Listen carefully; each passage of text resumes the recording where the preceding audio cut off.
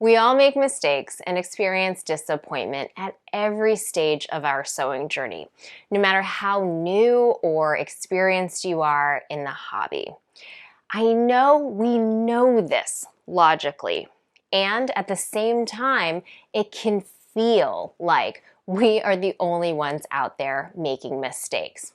Especially when you look at Instagram, it can feel like, gosh, everyone is just so good at sewing. And well, maybe I just suck.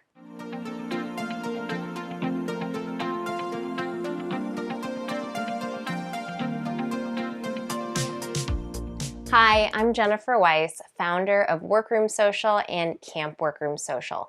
And at Workroom Social, we teach people how to sew their own clothes that fit their unique styles and their individual body shapes and sizes. And even though sewing is my profession, I have to admit I am not the world's greatest sewist. I am also not the premier expert in sewing. In fact, I am still learning a lot of the same things you are.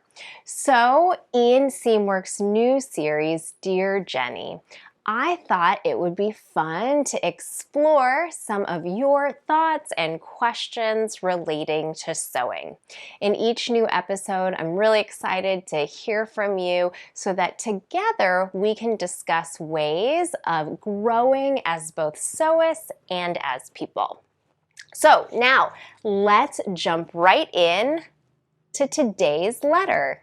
Dear Jenny, I've been sewing for a few years, but I keep making mistakes. I just finished sewing a pair of leggings, but my fabric only had two-way stretch, so they ripped when I tried them on. I feel completely devastated. I don't think I can ever move on from this failure. How can I keep mistakes from totally derailing my sewing plans? Sincerely, a seam ripper's best friend. Now, I don't know about you, but I can absolutely feel the frustration and feeling of defeat in this letter from a seam ripper's best friend. And I can feel their disappointment because I too have felt the same way. Before we answer their question, I do want to acknowledge that it feels awful to make mistakes. We're conditioned from a very young age to feel like we are the most valuable, the most meaningful when we do things correctly, when we get it right. And when we make mistakes, we can be criticized, judged, and even punished for those mistakes. And well, raise your hand if oftentimes you're the one judging and punishing yourself. Me, that's me. I do that to myself. It's no good. With that in mind, it is 100% understandable that we would feel terrible when we make mistakes. When I feel like a total failure, I find it helpful to remind myself that my feelings will pass in time. So I say to myself, self, yes, you did make a mistake, and perhaps your mistake equaled a big failure. That mistake, that failure, does not mean that you categorically are a failure. Jennifer, you are many things, and a failure is not one of them. Reminding myself of this can help because logically I know that. And at the same time, I might not be feeling that. So having the logical reminder at least triggers me to know that even though my head and my heart, my thoughts and my feelings might not be totally aligned, I do know that in time, my emotions will subside. Okay, now that we've addressed our feelings, I'd like to talk about some practical ways that we can build our resiliency and regain some of that lost self-confidence so that we can continue on our sewing journey. Practical strategy number 1. I know you've heard it before, I'm hoping this time it will really stick with you. I'd like us to reframe the way we think about our failures. You know, every mistake is an opportunity for growth. And I especially love the way sewist Jessica Nicole has rebranded her failures into learning successes. Again, I don't want to discount our feelings of disappointment. I also know that we can hold multiple ideas in our head at the same time. So while a failure can be a failure, we can also recognize that failure as a learning success. Holding on to these feelings of defeat and disappointment in the long term, it's not going to help us grow in our sewing abilities. So a great thing to do is to reframe the way we think about these things. And I love Jessica Nicole's rebrand. Let's all join her in thinking about our failures as learning successes. Practical strategy number 2. The second thing we can do to bounce back from a sewing failure is to phone a friend. Oftentimes it can be nice to connect with someone who might understand the way that you're feeling. Whether you want to just vent or maybe hear some of their stories of failure or ask for a little advice, making that connection can help remind us that we're loved and supported, which should reignite some of your confidence. If you don't have any in real life sewing friends, something that I like to do is to read about other sewist failures on Instagram using the hashtag #SewingFail.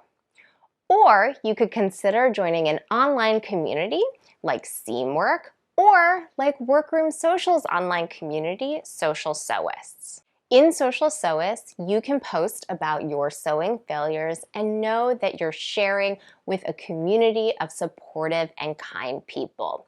And if you're looking for a little help and advice, you can ask for others' ideas as well. Practical strategy number 3. Next, I do my best to keep records of all of my sewing projects, no matter how big or small, and regardless of whether they're successes or failures. Keeping track of all the factual information about a project helps me from getting too emotionally worked up about a project. There are lots of different ways to keep records, and I think the easiest that you could start right now is just to go grab a notebook and start writing down notes. Now, keeping records is one part of the process. I find that reviewing those notes might even be a little bit more helpful, because when I get really worked up about a mistake or a project that just there's no turning back from, I like to go back and review my notes and take a look at how I got to where I am. Not only in the current project that I'm working on, but in my sewing journey overall. I like to go back and see all of the things that I've worked on. And a lot of times I'm reminded of all of my accomplishments, whether it is past finished garments or maybe a new skill that I've learned. There's so much to celebrate.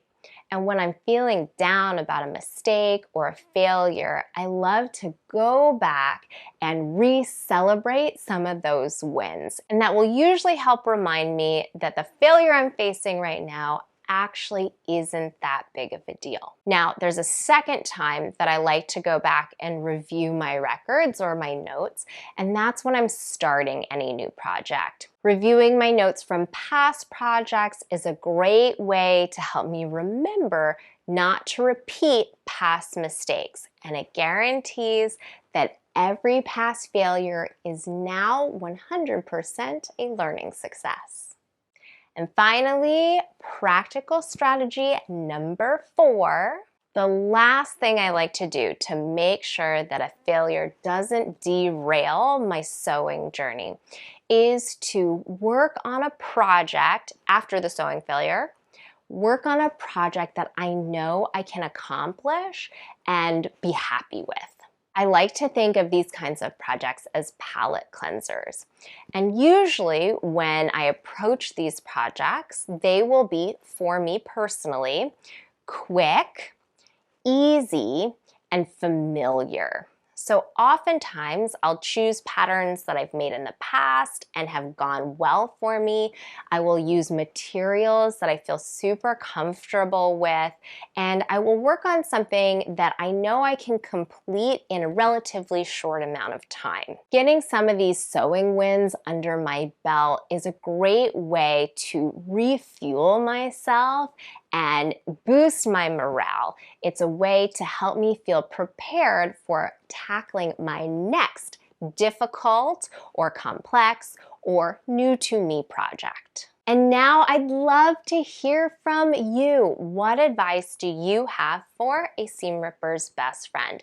I know you've got some good ideas too, and I'm gonna be checking the comments because I'm super excited to see what advice you have. If you're looking for more information on this topic, be sure to check out Seamwork Radio's episode 89, 3 ways to help you get past mistakes and failures. And if you have a question for me that you'd like covered on a future episode of Dear Jenny, you can get in touch by emailing me at hello@workroomsocial.com. In the previous episode of Dear Jenny, we talked about how your value is not tied to your output.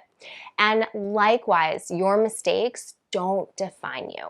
So, when you make a mistake, I want you to pick yourself back up, dust yourself off, and continue making progress on your sewing journey. I'm excited to see you in the next episode of Dear Jenny. Bye now.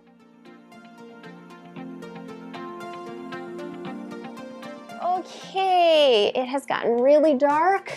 I hope it doesn't look like that in the footage. And I hope there's sound this time. Take 172. Okay, so really I'm making this video right now for myself because this is like the 10th time that I'm trying to film this. I keep making mistakes and it's just not coming together. So in this moment, I am with a seam ripper's best friend. I am feeling this down to my core. Boop, boop, we need the letter.